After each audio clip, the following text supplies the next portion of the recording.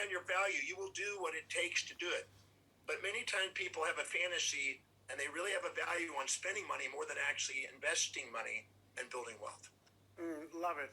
And for somebody who says, I think about becoming wealthy, I think about getting out of debt, I think about, a life that's better than the one I have, or if they're doing well and they want to get to the next level, it seems like there's almost some invisible barriers, that are holding them back. You and I have talked before about, the conscious desire for more, to have more, be more, give more, etc., but also possibly having, unconscious patterns and habits that oppose those desires and dreams. What have you found is going on when we have these opposing parts of our brain? Well, in everybody, there's a hierarchy of values that's set up by priority. And if they have an expectation to do something that's not really most important to them, they'll have an internal conflict.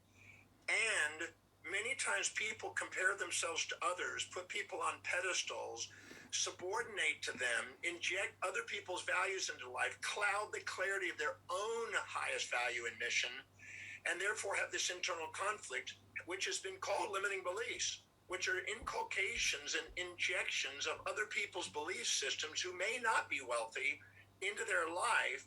And then they have this conflict between what they think they should and ought to and supposed to and got to and have to and must do compared to what they would love to do that's inspiring to them, that's intrinsically calling them into something that serves as a mission in life.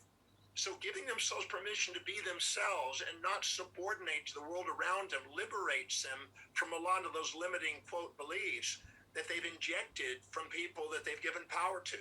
It's time to take command and give yourself permission to do something extraordinary on the planet.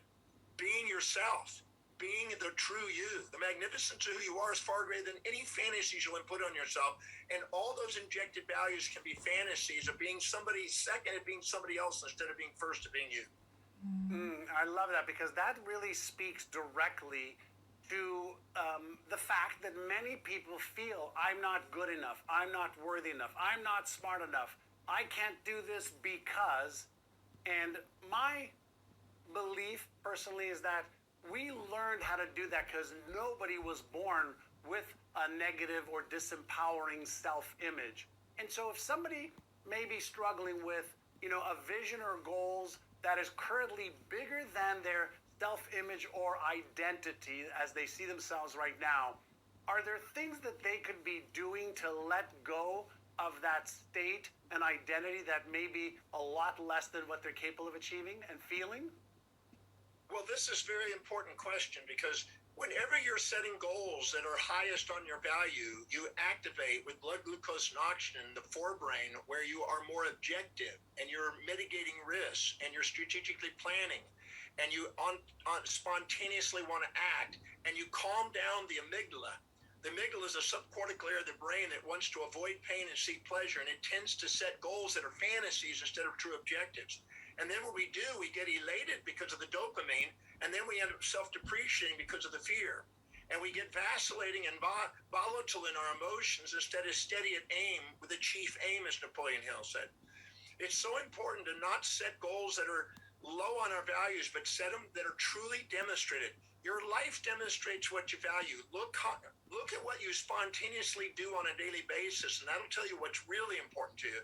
But setting goals that are fantasies, that are actually low on your value list and not what's really deeply meaningful to you, that you're really inspired, that you're willing to do whatever it takes to get, is self-defeating. And the reason why it's self-defeating is because it's a feedback to let us know we're not being authentic. We're not being really true to what is most important to us. Finding out what's most important, highest in priority, what's a burning desire to do it, is the key to transcend those volatilities and self-depreciations, which are a result of usually injecting other people's values or setting goals that aren't really deeply meaningful. They're whims and fantasies, like the beginning of a new year. You set up a kind of a wish list of what you're going to do, a New Year's resolution, then 3 weeks later it's gone. Set deeply meaningful goals that your life demonstrates you're committed to, and you will build momentum like piggy banks becoming biggie banks. I love it. As you're talking about imagination, I've often said that, our imagination is unlimited in its scope and supply. So we can imagine But when we really take goals that are deeply meaningful to us, as you recommend, and add that why must I achieve it? Why is this so important for me? Now, as you mentioned, now we're activating that limbic part of our brain, the limbic system, and now we're going to have a lot more coherence in our brain versus having this fight between the emotional center in the brain, the amygdala, and that's going to cause us to have more coherence and flow and harmony. Would that be a good way to explain what you just said as well? Exactly. When you're setting goals that are highest on your value, I've been teaching 49, almost 50 years. November will be 50 years almost.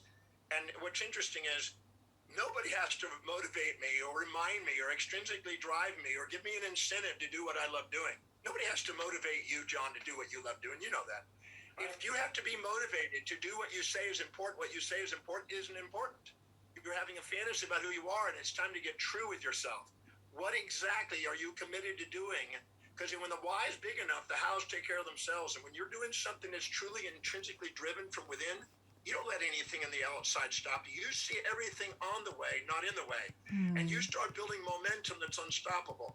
And there's a difference between imaging something in the present and imagination in the future. I'm a firm believer that when you're actually congruent, the area of the brain from the frontal cortex into the visual areas light up, and you actually see it as if it's now. You feel it's impossible for you not to fulfill it. You feel it's your destiny. There's no options of just retreat and distraction. When you're setting a goal that's really deeply meaningful, that's awakening that part of the brain, you're automatically on fire, and you will take anything. It's like Elon Musk going to Mars, right? He's had explosions. He's had setbacks. He hasn't stopped. He slept 24 hours a day in his own plant. Whatever it takes, when you find that, you will end up leaving a mark in history and leave your legacy on the planet because you will be unstoppable. I love it. And I've said there's a couple things that, my first mentor when I was 19 asked me what I wanted to achieve, and I had no idea, but he had me write down a whole bunch of goals, and I shared this earlier, and he asked me, are you interested or are you committed? And when I asked him, what's the difference? He said, if you're interested, you'll come up with stories, reasons, and excuses. But if you're committed, you will upgrade your identity to match your destiny. You will upgrade your knowledge and your skills, and you will develop the habits required to achieve every one of those goals.